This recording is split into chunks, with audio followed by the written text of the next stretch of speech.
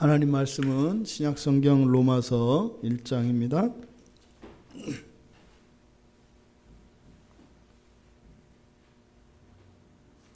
로마서 1장 20절 말씀 우리 같이 한 목소리로 함께 읽겠습니다. 창세로부터 그의 보이지 아니하는 것들 곧 그의 영원하신 능력과 신성이 그가 만드신 만물에 분명히 보여 알려졌나니 그러므로 그들이 핑계하지 못할지니라. 아멘. 제가 한 번만 더 읽겠습니다.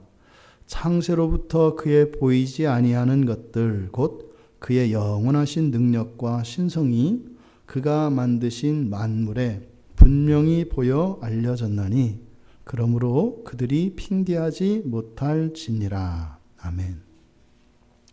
네, 지금 이 본문은 바로 앞에 있는 19절의 끝부분, 하나님께서 그들에게 보이셨다. 네, 그들에게 보이셨다. 요 내용, 바로 이것에 대해서 보충 설명을 하고 있는 겁니다. 왜 내가 하나님이 그들에게 이렇게 보였다, 하나님을 알 수 있는 그것이 보여졌다라고 말을 했느냐, 왜 말을 했느냐 하면 하고 지금 이제 설명하는 겁니다. 근데 지금 이 19절과 이제 이 20절 말씀, 이 말씀이 자연신학을 하는 사람들이 아주 좋아하는 본문입니다. 자연신학이 뭐냐면요, 종교에는 자연종교와 계시종교 이렇게 둘로 나뉩니다. 무슨 종교가 있다고요? 자연종교와 계시종교. 이게 무슨 말이냐면 하나님을 아는데 무엇을 통해서 하나님을 아느냐, 이게 이제 자연종교, 계시종교 이렇게 얘기를 하는 거예요. 그래서 자연종교라고 하는 것은 자연 만물을 통해서 하나님을 찾아갈 수 있다는 거예요. 이게 자연종교입니다. 근데 반대로 계시종교라고 하는 것은 알 수 없다는 거예요. 그렇게 다른 무엇을 통해서 이렇게 하나님을 알 수 없다는 거예요. 근데 오직 하나님의 계시를 통해서만 하나님을 알고, 그리고 나면 바로 하나님의 계시가 맞다고 하는 것을 무엇을 통해서 확증하게 돼요? 이런 자연을 통해서 확증하게 되는 거예요. 이게 굉장히 중요합니다. 이렇게 통해서 하나님을 아는 것과 하나님을 알고 난 뒤에 그것으로 이런 하나님의 그 말씀이 옳다라고 하는 것을 여기서 확인하는 것 차이는 엄청나게 달라요. 이게 그래서 우리 기독교를 딱 가르는 거예요. 그래서 캐톨릭에 있는 신앙의 기본적인 틀이 뭐냐면 이 자연신학에 기초하고 있습니다. 그래서 이 세상에 있는 이런 것들을 통해서 하나님을 알 수 있다는 거예요. 이게. 그래서 굉장히 이게 중요한 분기점입니다. 그게 왜 그러냐? 여기 20절에 대한 해석이 달라지기 때문에 그래요. 지금 보세요. 성경에서 뭐라 그랬어요? 그의 영원하신 능력과 신성이 어떻게 되어 있다고요? 그가 만드신 만물에 분명히 보였대요. 그러니까 하나님이 만드신 모든 만물에는 그의 능력과 신성이 있어요, 없어요? 이 성경에 보면 있다고 되어 있잖아요. 그러니까 만물에 하나님의 능력과 신성이 있으니까 그 능력과 신성을 보고 하나님을 알 수 있어요, 없어요? 있단 말이에요. 그냥 이 본문의 이 문장의 내용을 그냥 이렇게 문법적으로, 어법적으로 이렇게 보면 그 말이 맞다 이 말이에요. 그런데 절대로 이 본문은 그런 이야기가 아닙니다. 왜 그것이 아니라고 말씀을 드리냐면 여기에 사용되는 단어들, 그의 보이지 아니하는 것들, 이게 이제 뒤에 가면 하나님의 능력과 신성을 이야기하는 거거든요. 또 여기 보면 영원하신 할 때 영원하다라고 하는 거. 그 다음에 뒤에 나오는 신성, 또 만드신 만물, 그리고 뒤에 알려졌다. 왜 이 말들을 제가 지금 지적을 하냐면 요 용어들은 성경에서 쓰는 말들이 아니에요. 성경에서 쓰는 말들이 아니고 다른 헬라 문헌, 그러니까 성경 밖에 있는 헬라 문헌, 그러니까 헬라 사람들이 사용하는 언어들이다 이 말이에요. 그러니까 지금 여기에서 이야기하는 것은 성경에서 우리가 예배의 대상으로 삼는 삼위일체 하나님의 신성에 대한 이야기를 하지만 온전한 그것이 아니라 우리가 이야기하는 신성의 일부분, 이런 것들. 그래서 지금 헬라 사람들이 사용하는 말을 통해서 이 기독교의 뿌리가 구약 성경으로 가고, 구약 성경에는 히브리적 사상이 있습니다. 그러니까 이런 히브리적 사고가 헬라 철학자들, 그러니까 헬라 철학자들이 가지고 있는 그런 사상과 완전히 단절된 것이 아니다. 무슨 말이에요?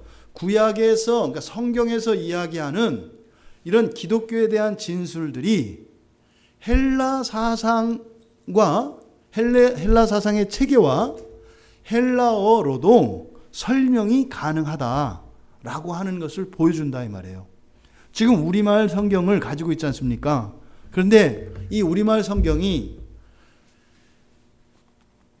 구약과 신약 원문의 사상을 똑같이 드러낼 수 있어요, 없어요? 없다 그랬잖아요. 여기에 사용되어지는 단어들이 우리가 사용하는 이런 단어의 개념과 많이 다르단 말이에요. 그래서 저 같은 이런 설교자들이 반드시 필요하다고요. 하지만 부족함에도 불구하고 하나님께서 우리에게 주신 이 계시의 말씀을 세상에 있는 모든 언어들로, 그러니까 언어들 중에서 그것을 전달할 수 없는 언어들은 있다 없다? 없다라는 거예요. 그러니까 세상에 있는 모든 언어 체계를 가지고 다 구원하시고자 하는 이 복음을 다 전할 수 있다는 거예요. 단 온전하진 않아요. 근데 이때 온전하지 않다고 하는 것이 복음을 훼손시키느냐? 그러지 않습니다. 그러지 않습니다. 왜요? 말과 문자에 있는 것이 아니라 성경은 성령의 역사로 말미암아 일어나는 성령의 능력으로 역사하는 것이기 때문에 문제가 없다는 거예요. 그래서 성경 자체를 여기에 있는 글자와 문자와 어떤 이론들, 이거를 절대시하게 되면 그 순간 그것은 더 이상 성경이 아니라 뭐가 돼요? 그냥 문자가 되어버립니다. 주문에 불과하게 된다 이 말이에요.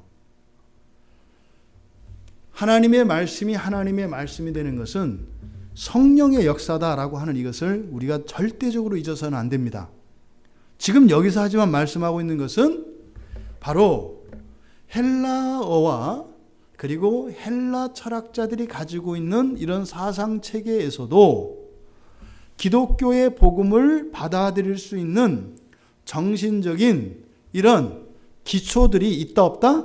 있다라고 하는 것을 증명하기 위해서 지금 성경에서, 신약 성경에서 쓰지 않는 헬라 사람들이 그러니까 헬라 철학자들이나 헬라 사람들이 일반적으로 사용하는 용어들로 설명을 하고 있다. 그러니까 이것을 다른 곳에서 하나님의 영원하신 능력과 신성을 거론하는 그것과 같은 의미로 보면 안 된다 이 말이에요. 안 된다 이 말이에요. 그러니까 여기서 말하는 신성과 능력 이런 것은 사실은 뭐겠어요?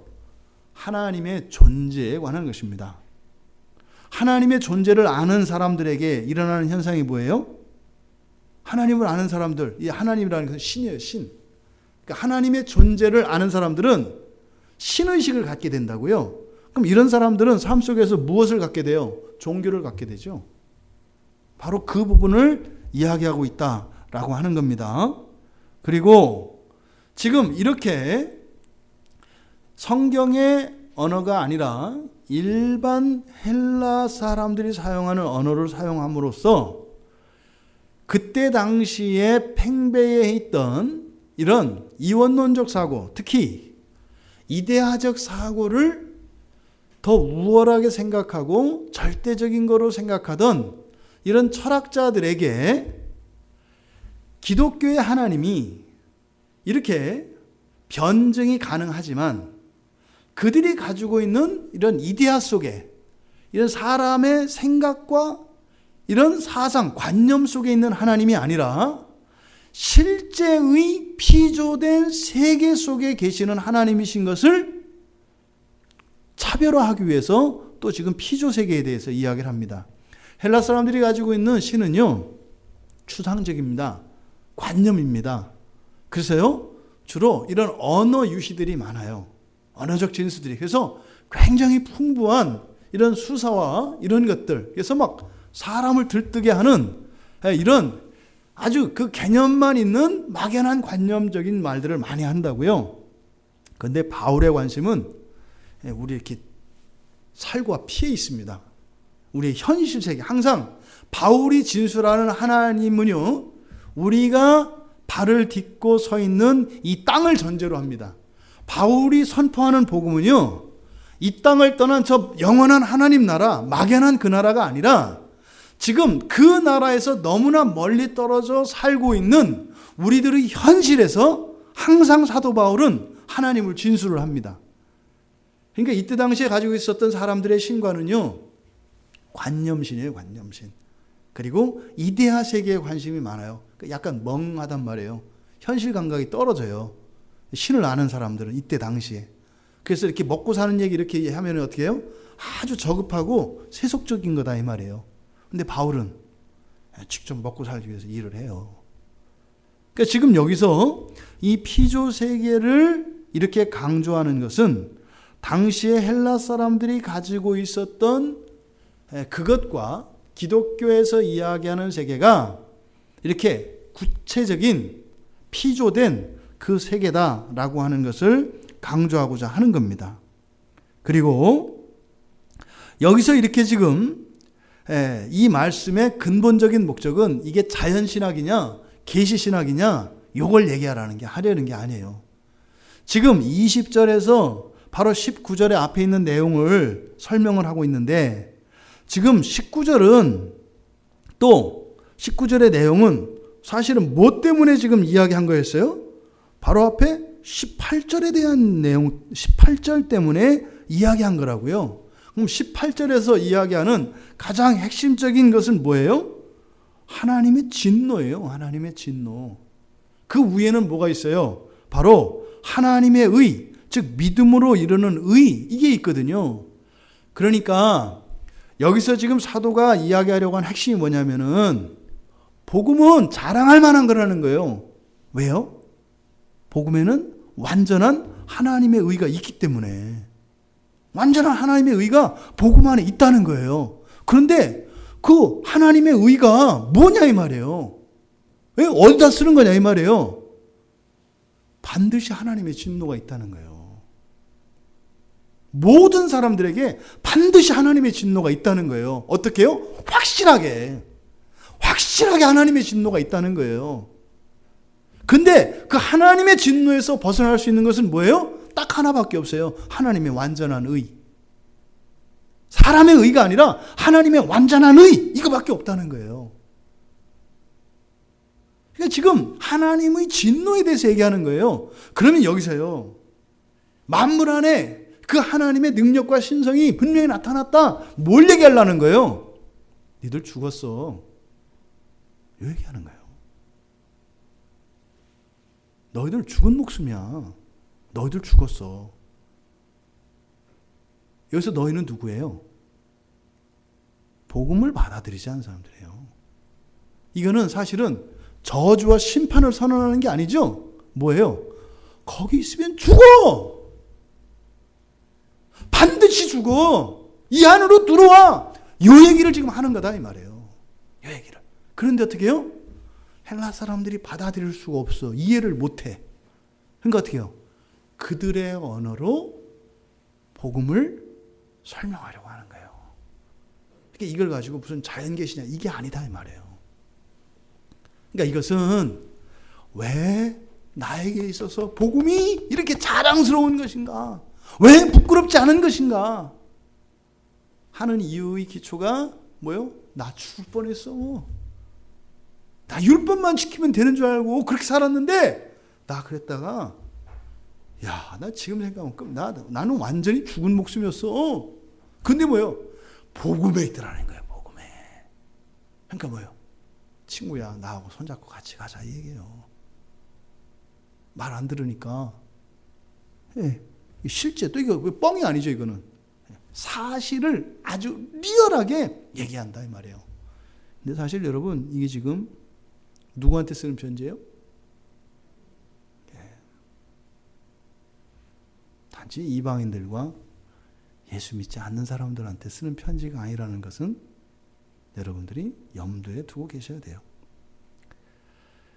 지금 이 본문이 가지고 있는 신학적인 의미들, 그리고 이 안에 담겨 있는 이 내용들을 가지고 어떠한 오해가 있었는지를 먼저 나누었습니다.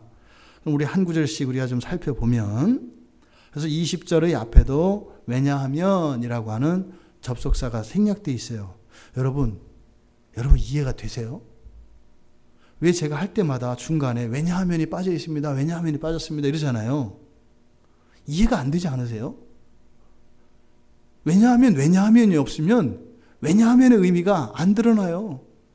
그러니까 왜냐하면은 뺄 수가 없기 때문에 이상하다고 하는 거예요. 그런데 성경에요, 왜 빠져 있을까요? 이걸 저만 할까요? 다 알아요. 근데 왜 안 고쳐질까요? 이상하잖아요. 잘못된 걸 지적하는 게 아니라 너무나 중요하고 분명한 잘못이 성경에 있는데 왜 안 고쳐지냐 이 말이에요. 뭘 얘기하고자 하는 걸까요? 여러분,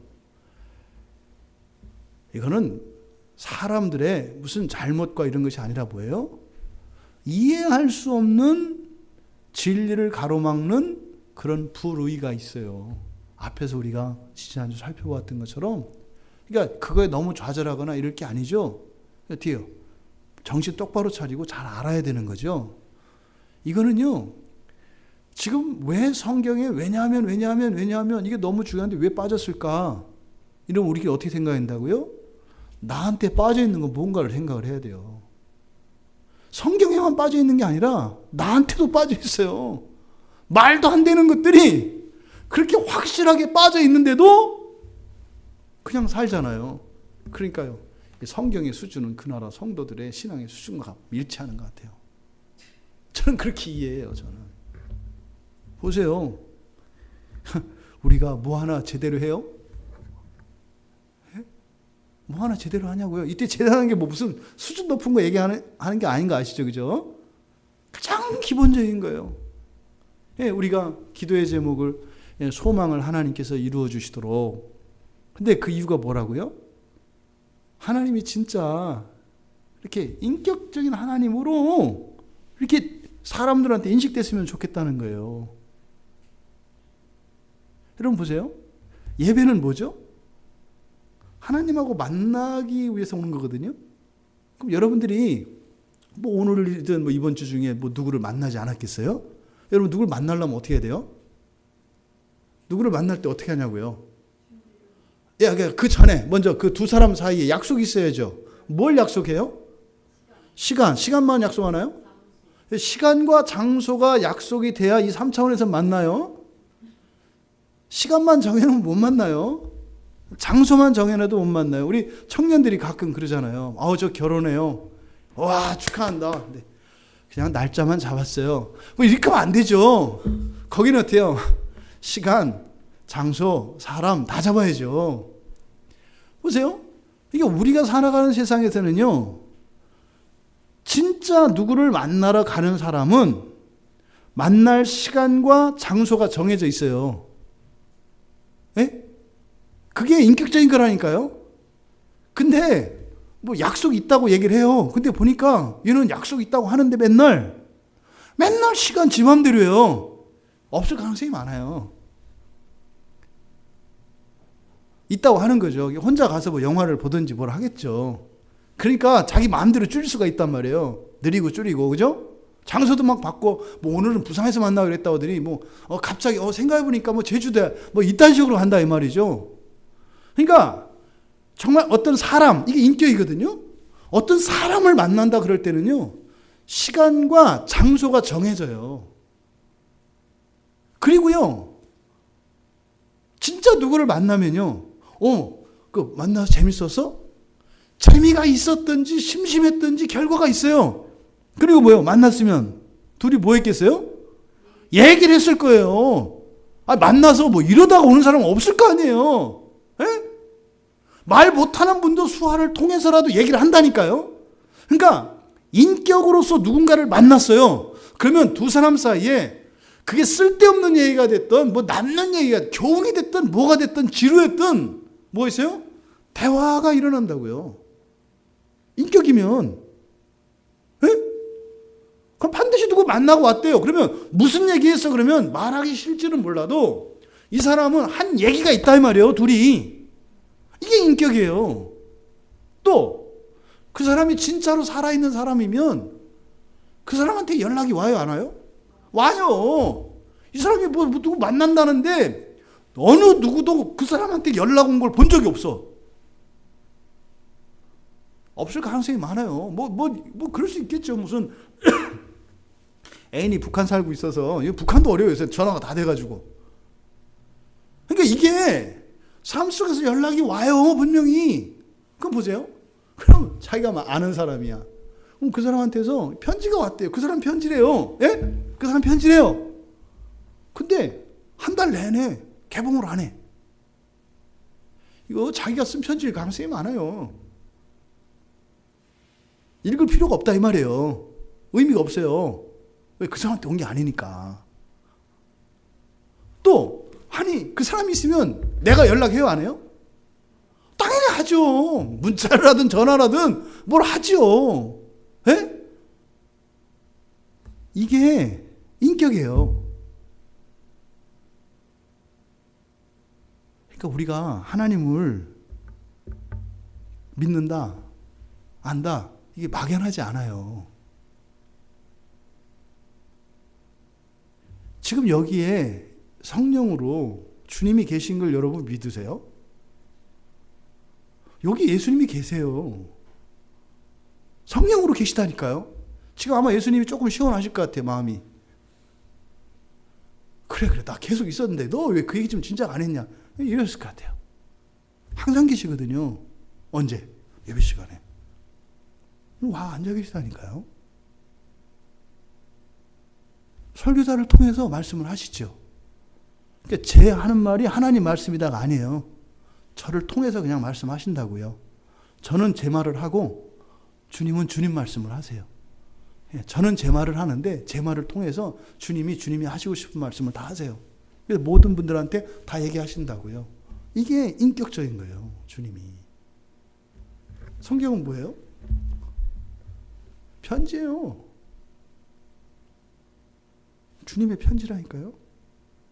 신약 성경이 다 서신서라고 말씀드렸잖아요. 왜 편지글이었을까? 단지 글쓰기 양식에 의해서 편지글이 상당히 특별하다 이렇게 얘기를 한단 말이에요. 왜 편지글일까요? 왜 여러분들을 주님의 편지라고 그럴까요? 성경은 단지 경전이 아니에요. 뭐예요? 여러분들에게 주신, 여러분 각자에게 주신 편지예요. 내가 예수님을 믿는데, 하나님을 믿는데, 근데 편지를 뚫쳐보지도 않아. 어떤 사람은 몇 년 동안 안 봐요. 하나님이 안 느껴지죠. 근데 거기다 대고 하나님은 전능하십니다. 하나님이 당신을 위해서 십자가에서 죽으셨습니다. 이게 와닿겠어요? 한 번도 내 앞에 나타난 적이 없는 하나님을 2000년 전에 이 땅에 나타나서 나를 위해서 원맨쇼 하셨다는 게 믿어지겠냐고요. 지금 사도 바울이 말하고자 하는 게 이거예요, 여러분. 사도 바울이 지금 말하고자 하는 게 하나님은 분명히 계시다는 거예요. 분명히 계시다는 거예요. 알려졌다. 내가 왜 그렇게 얘기했는 줄 알아? 그러면서 왜냐하면 세상의 창조부터 그의 보이지 아니하는 것들, 이게 보이지 않는다, 이걸 또 볼 수 없다, 이렇게 해도 우리가 보이지 않는다라고 하는 것은 볼 수 없다는 의미이기도 해요. 그래서 보이지 않는다고 하는 것은요, 진짜로 없어서 안 보일 수도 있고, 그죠? 보이지 않는 건 존재하는데 보이지 않을 수 있고요. 존재하지 않기 때문에 보이지 않을 수 있잖아요. 근데 볼 수 없다는 말은 뭐예요? 존재하는 거예요. 존재하는데 우리가 볼 수 없다. 그래서 보이지 않는다. 보이지 않고 볼 수 없고, 여기서는 하나님이에요. 그러니까 하나님의 우리가 본다라고 하는 이것은 사실은 우리의 감각으로 알 수 없는 그런 걸 말하죠. 하지만 보이지 않지만 계셔요. 지금 우리말 성경에는 이렇게 돼 있어요. 뒤에 보시면 그의 보이지 아니하는 것들 이렇게 돼 있잖아요. 그리고 신성과 능력이 그가 만드신 만물에 분명히 보여 알려졌나니, 그 동그라미 치세요. 이렇게 알고 계세요. 보여 알려졌나니. 그리고 보이지 아니하는, 요거를 같이 연결시키셔야 돼요. 우리말은 요걸 떼어놨거든요. 근데 이 보여 알려졌다라고 하는 이 말은 앞에 보이지 아니하는 이것과 연결되어 있는 거예요. 단지 본문에서 이렇게 떼어놨거든요. 근데 강조하기 위해서 헬라어는요, 위치가 바뀌어도 이게 무슨 역할을 하는지 알아요. 왜냐하면 그 단어 자체가 격이 있기 때문에 이렇게 떼놔도 이게 어디에 붙어 있는 건지 알 수 있다 이 말이에요. 그래서 여기에 뒤에 나온 알려졌다라고 하는 이 말은 보이지 않은과 붙어 있는 거예요. 그러니까 무슨 말이겠어요? 보이지 않는데 뭐하는? 알 수 있는, 이 말이에요. 보이지 않는데 아는, 그러니까 이해되는 이런 뜻이에요. 그러니까 하나님에 대해서 이해되는, 인식되는, 하지만 볼 수는 없는, 보이지는 않는 이런 뜻이에요. 여기 지금 뒤로 가 있어요. 그게 바로 그런 것들이 어떻게 됐다? 피조물들에게 분명히 드러나 보여져 알게 됐다 이런 거예요. 여기서 분명히 알려졌다, 이렇게 분명히라고 하는 것은 뭐 분명이라는 뜻이 있는 게 아니라 여기서 이거는요, 그러니까 위로부터 보여진다 이런 뜻이에요. 그러니까 여러분 이렇게 있을 때 하늘에서 이렇게 딱 내려오면 어떻게 돼요? 확실하게 보게 되죠. 그래서 요거를 분명히 보여 알려졌다 이렇게 이제 번역을 한 겁니다.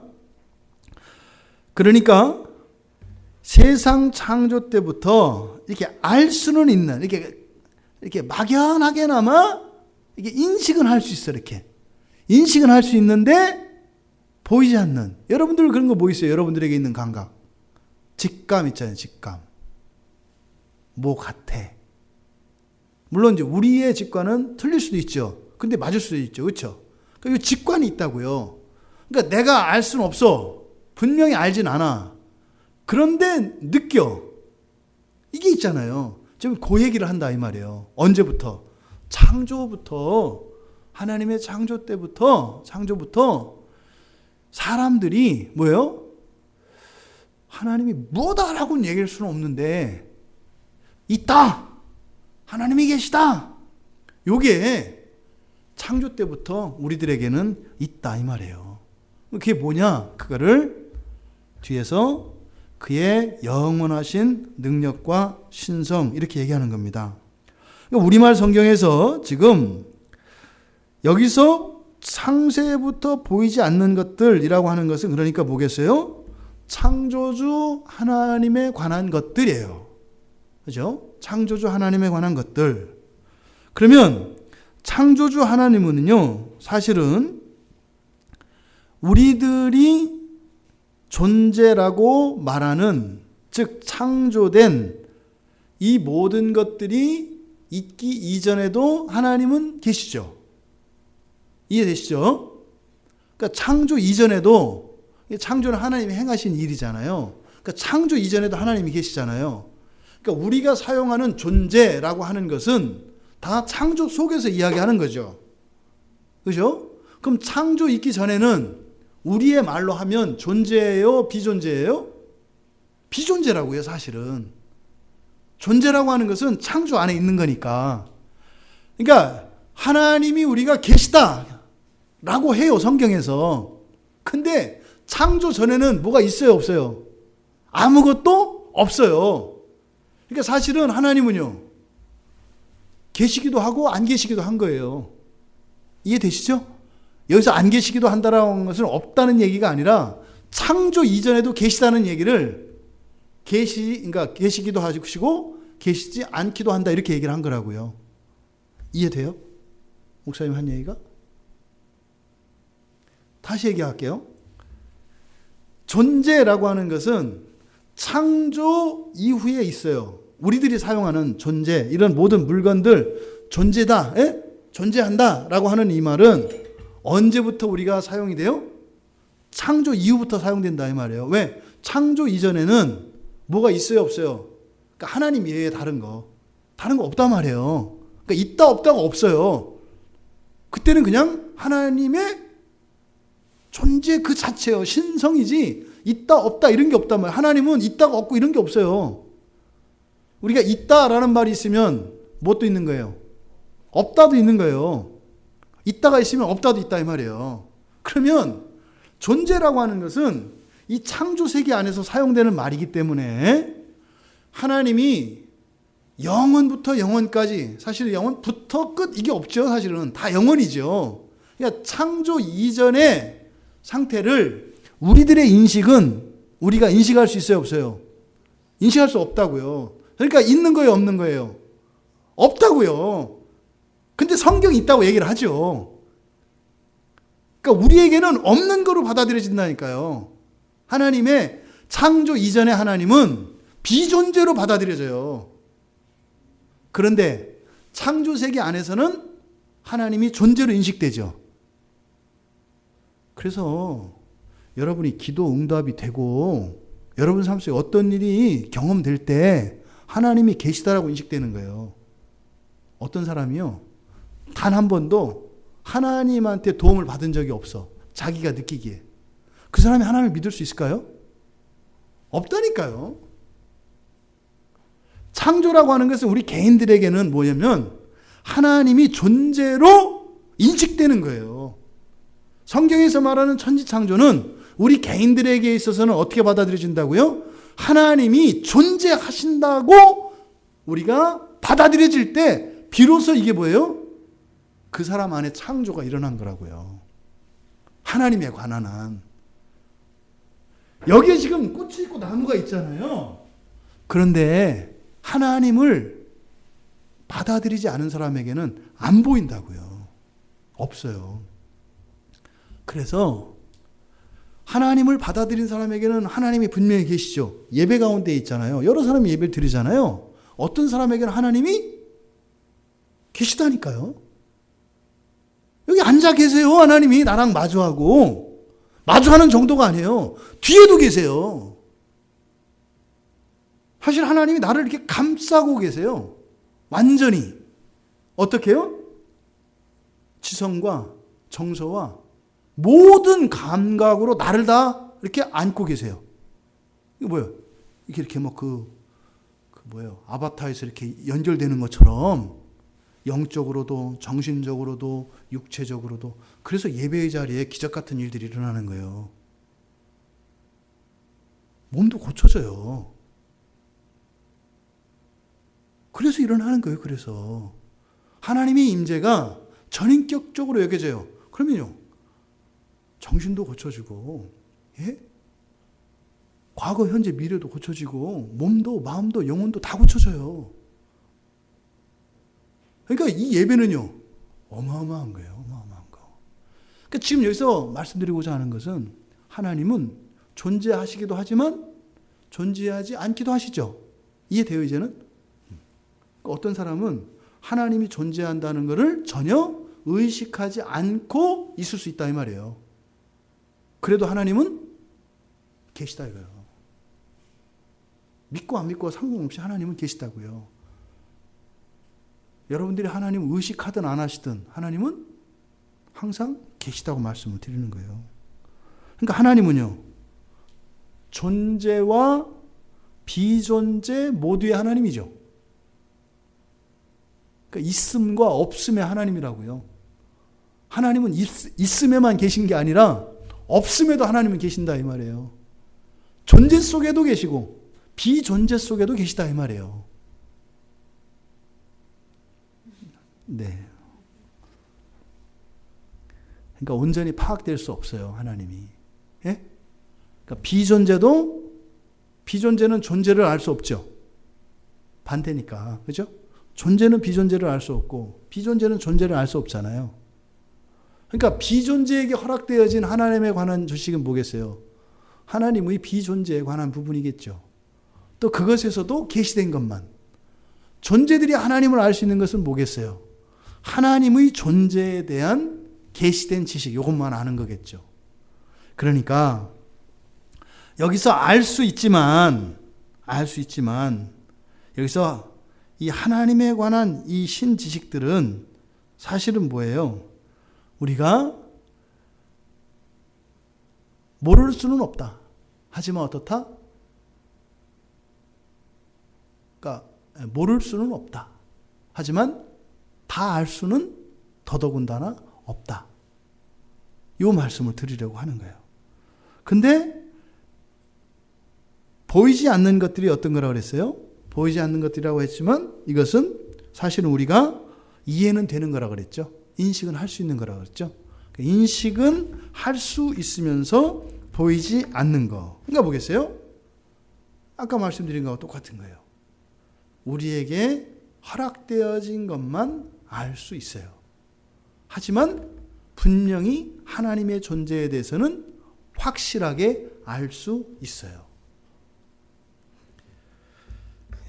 전달이 잘 되는지 반응이 잘 안 와서 사실 확신은 안 되는데 다시 설교 들으시기 바라고.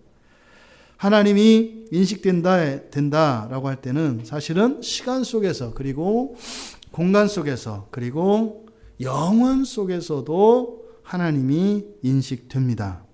그러면 우리가 살고 있는 이 시간 속에서 그리고 공간 속에서 인식되는 하나님, 그 하나님이 어떻게 인식되겠어요? 하나님의 섭리를 통해서 하나님이 인식이 돼요. 하나님의 섭리. 섭리는 뭐죠? 하나님이 창조하신 이 세계를 하나님이 다스리시는 거예요. 그리고 보존하시는 거예요. 그리고 우리가 거기에 참여하고 협력하는 거. 이게 하나님의 섭리입니다. 그러니까 여기서 말하는 것은 뭐겠어요? 이 세상에 어떤 존재가 있어요. 예? 그러면 그 존재한다는 것 자체가 뭐의 증거라는 거예요? 하나님이 계시다는 증거다 이 말이에요. 여러분들이 존재하시나요? 그러면 하나님이 계신 증거가 여러분이시라고 말씀을 드리는 거예요. 그게 창조주니까. 또 모든 피조물들에게 알려집니다. 모든 피조물들에게. 그러면 여기서 모든 피조물들은 인격적인 주체인 우리 사람만을 이야기하지 않습니다. 이런 돌덩어리나 이런 피조물들, 무생물들까지도 다 포함하는 거예요. 그러니까 걔들이 뭐 안다 이런 말을 할 수 없겠죠. 그런데 그런 것들에게도 하나님의 존재가 뭐 한다는 거겠어요? 영향을 끼친다는 거예요. 그런 모든 것까지도 하나님이 영향을 끼치신다는 거예요. 그러니까 지금 여기에서 사도 바울이 이야기하고자 하는 그것은 우리가 아는 범주 내에서도 하나님은 존재하시고 우리가 알지 못하는 범주 내에서도 하나님은 존재하시고 인격적인 사람에게도 존재하시고 그리고 심지어는 무생물까지도 존재하시고 시간과 공간을 초월해서도 계시고 시간과 공간 안에서도 계시고 요 이야기를 지금 하려고 하는 것이다. 근데 그것을 그의 영원하신 능력과 신성이라고 이야기를 합니다. 우리가 하나님의 그 권능과 신성을 어떻게 우리가 알아요? 이제는 우리 이야기로 돌아오는 겁니다. 우리가 그 하나님의 그 놀라운 능력, 그리고 그 하나님의 신성, 그 무한한, 그래서 어떻게 해요? 어떤 사람들에게는 비존재로 인식되어지는 그 하나님이 어떤 사람에게는 어떻게 존재로 인식이 되느냐 이 말이에요. 굉장히 중요한 부분이에요. 어떤 사람들에게는 도저히 인식될 수 없는 무한히 큼이 어떤 사람에게는 그렇게 구체적으로 어떻게 그게 인식될 수 있는가. 나는 분명히 알겠는데 옆에 있는 사람은요. 이거는 완전 외계인의 언어를 한단 말이에요. 왜 이런 일이 일어나냐 이 말이에요. 왜? 예? 그리고 어디에서 뭘 보고 어떤 때에 그런 일이 일어나는가. 예? 그는 창조 속에 나타난 하나님의 권능을 통해서 그런 일이 일어나요. 그게 무슨 말이에요? 자연 세계를 볼 때 어떤 사람은 거기서 하나님의 일부에 불과한 권능을 봐요. 그러니까요, 자연을 보고 감탄을 하지만 그 감탄의 실체는 사실은 누구예요? 하나님이에요. 그러니까 이건 아무것도 아니에요, 사실은. 놀래긴 놀래는데 얘 때문에 놀라기는. 근데 진짜 놀라는 거는 이게 아니야. 왜? 이거는 쪼가리거든. 그러니까 이 세상에서 여러분들이 누리는 어떤 놀라운 체험과 이런 것들, 놀랍긴 놀라워. 너무 놀라워. 근데 사실은 우리 뒤에서는 뭐예요? 뒤에서 그 비추시는 하나님에 대한 감각 때문에 놀라는 거죠, 사실은. 얘 때문에 놀라긴 놀라요. 어마어마한 일이에요. 근데 진짜 놀라는 거는 이게 억만분의 1도 안 된다는 거. 이것 때문에 더 놀란다 이 말이에요.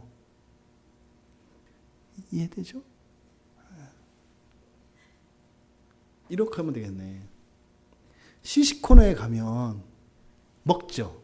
예? 맛은 보잖아요, 맛은. 엄청 배가 고파. 근데 요만한 거 이제 하나 먹어서 맛은 알았어. 예?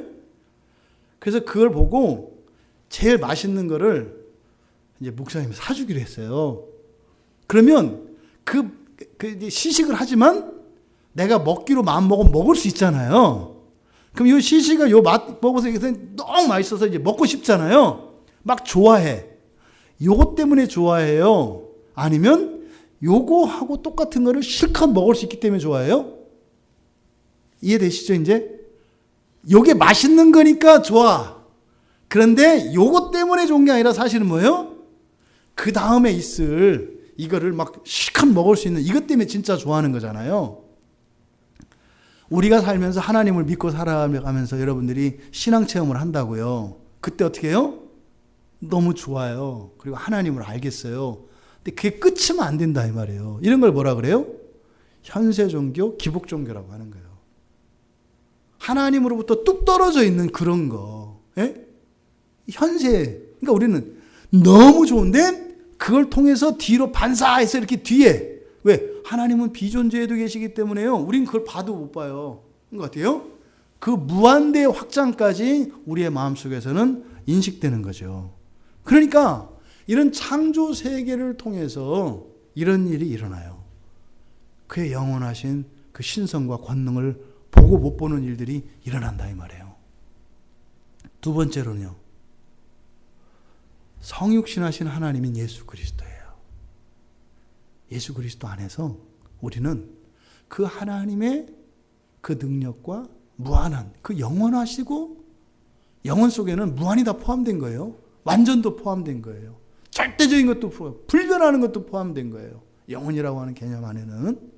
그러니까 그 하나님의 완전하시고 무한하시고 영원하신 그 능력이 예수 그리스도 안에서 보여요. 그리고 그 신성도 그 안에 보인다고요. 근데 어떤 사람에게는 그냥 옛날에 살았던 사람으로 그렇게 느껴진다 이 말이에요. 세 번째로는요. 또 어디서 우리가 볼 수 있을까요? 여러분이에요, 여러분. 사람입니다, 사람. 모든 피조물 가운데 유일하게 하나님의 형상을 따라 지음을 받은 사람을 통해서요. 하나님의 능력과 하나님의 그 신성이 나타나요. 이게 여러분들이세요. 근데 우리가 이렇게 살아야 되냐 이 말이죠. 예? 시골에 가도 이장님들이 체면을 지키거든요. 왜냐하면 지역사회에 이목이 있어서. 그러면 하나님의 신성과 그 영원하신 능력을 나타내는 여러분들이, 이 지체 높으신 분들이 그렇게 구겨져서야 되겠어요, 인생이? 예? 언제 어디에서나 여러분들의 그 기쁨과 그런 우아함을 드러내셔야 되지 않겠어요? 여러분들이 어디 진짜 이렇게 그 지저분한 못에 핀 연꽃하고 비교가 되겠어요? 여러분들이 어디에 가도 항상 해와 같이 빛나지 않겠어요? 저는 사실을 얘기하는 거예요, 여러분. 네, 믿습니다. 근데 지금 완전히 빛난다 그러면 아시죠? 한 칼에 가는 거. 여러분,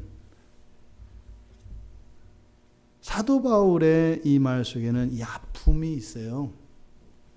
왜요? 지금 이 편지를 쓰는 그 수신자들이 어떤 상황이라고요? 서로 치고받고 싸우고요. 그저 일반 사람들의 상식에도 못 미치는 그 교회의 현실이 있다고요. 근데 지금 여기서 그의 영원한 권능과 신성이 너희들 안에서 나타난다. 이렇게 이야기하고 있는 사도 바울이 거짓말이 아니잖아요. 그죠? 근데 사실은 지금 그 로마교회 교인들은 서로 그게 보여요? 안 보여요? 안 보인단 말이에요.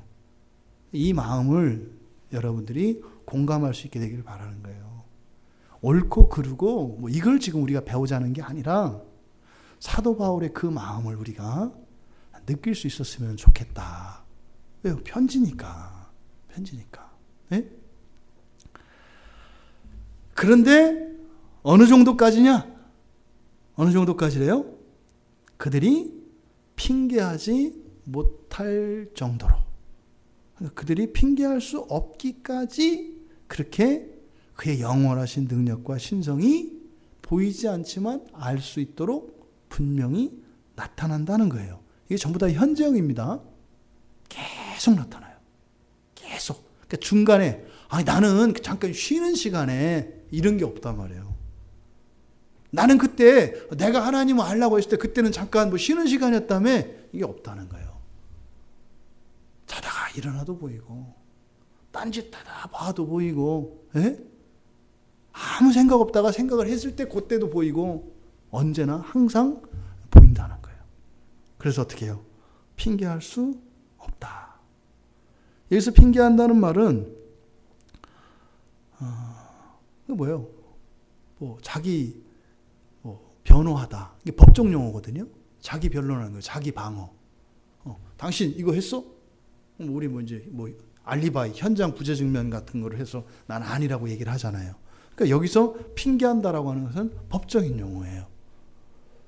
그러니까 뭐예요? 나는 하나님을 알 수 없었기 때문에 하나님의 진노 아래 있어서는 안 된다라고 말할 수 있는 사람이 없다 이 말이에요. 어느 누구도. 누구든지 절대로 하나님 존재를 알 수 없다고 변명할 수 없다. 이게 지금 사도 바울이 이 이야기를 하는 것은요. 지금 여기에 사용된 용어들이 다 뭐라 그랬어요? 기독교 용어가 아니라 그랬잖아요.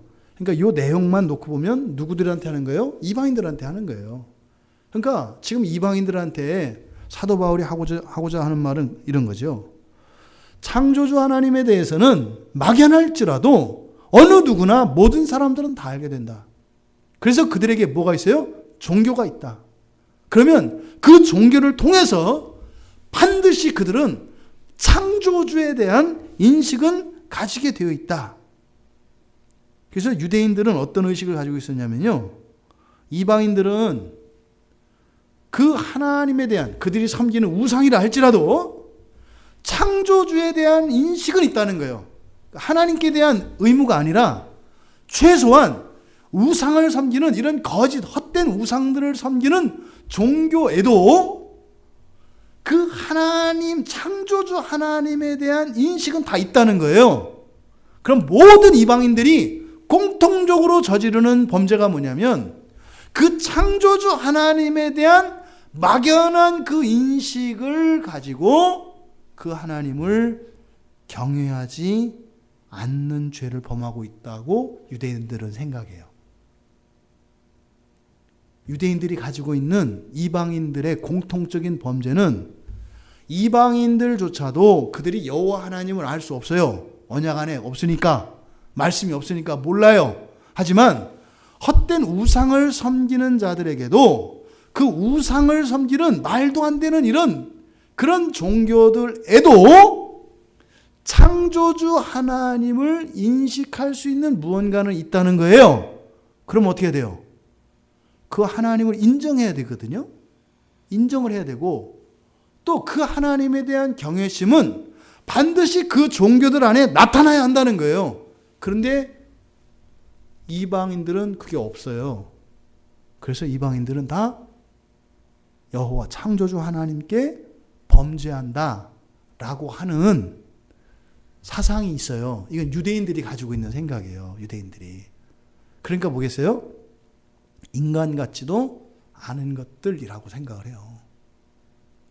우리가 예수 믿지 않으면 청년들은 누구다? 짐승이다. 이게 유대인들이 이방인들에 대해서 가지고 있는 인식이에요. 창조주 하나님을 인정도 못하고 인정하지도 않고 경외하지 않는다면 아니다. 이런 거죠. 옛날 우리나라 그 유교적 그 가치관에서는 자식이 부모에게 효도하지 않으면요, 인간도 아니었어요. 호로 자식이라잖아요. 호로 자식이라고. 그러니까 어른을 공경할 줄 모르고 부모에게 효도하지 않으면 우리나라 사람도 그런 의식이 있었다니까요. 인간도 아니에요. 인간도. 그러면 자식이 아니라 뭐가 돼요? 새끼가 돼요. 새끼는 그거예요. 근본을 모른다는 거거든요. 근본이 뭐예요? 부모와 어른이에요. 이게 우리나라 사고방식에도 있다고요. 근데 유대인들은 그냥 모든 이방인들은 싹 다예요. 이게 유대인들이 가지고 있는 인식입니다. 그러니까 이 유대인들이 가지고 있는 이런 인식을 여기서 나타내고 있어요. 여기서. 그러니까 지금 굉장히 험한 얘기를 지금 하고 있는 겁니다. 여기서. 그런데요, 이 뒤에서 이제 쭉 나와요. 이러한 죄. 그러니까 하나님을 인정하지 않고 여호와 창조주 하나님을 인정하지 않고 창조주 하나님을 경외하지 않는 것은, 이것은 가장 근본적인 죄인데, 이러한 죄 때문에 뒤에 이제 21절부터 32절까지 쭉 가면 그 죄들, 이제 그 결과들을 이야기해요. 생각은 허망해지고 마음도 어두워지고 또 우상을 숭배하고 또 성적인 이런 타락, 그리고 마음의 부패, 이런 것들이 바로 거기에서 일어난다라고 이야기를 하는 겁니다. 지금 20절에서 핑계할 수 없도록 알려졌다라고 하는 이 말씀을 통해서 사도 바울이 이야기하고자 하는 가장 핵심적인 내용은 뭐겠어요?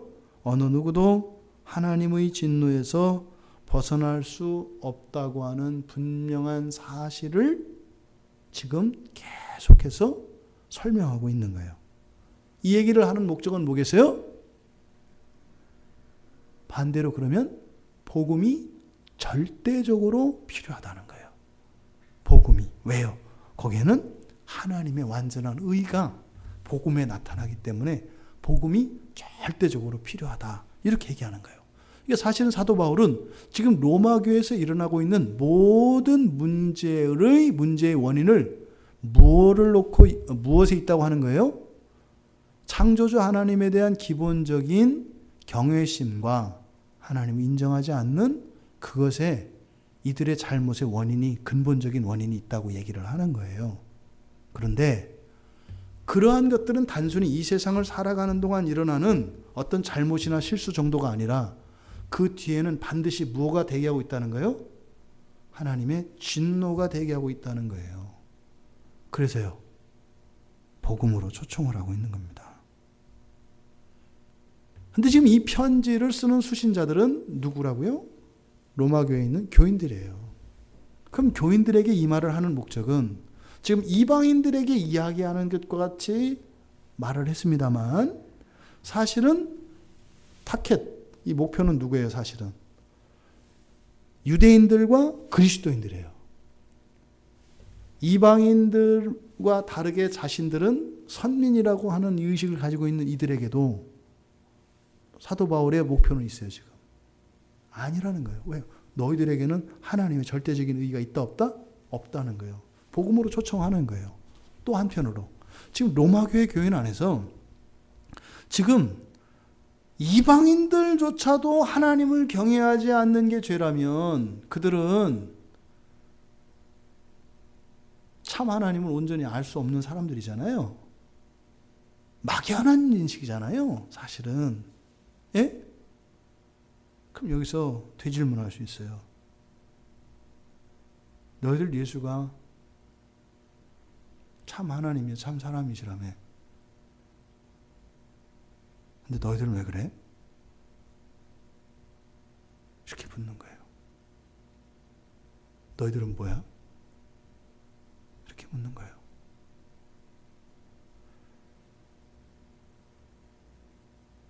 사도의 이 말씀이 여러분들에게 계속되어지는 질문이 되기를 바랍니다.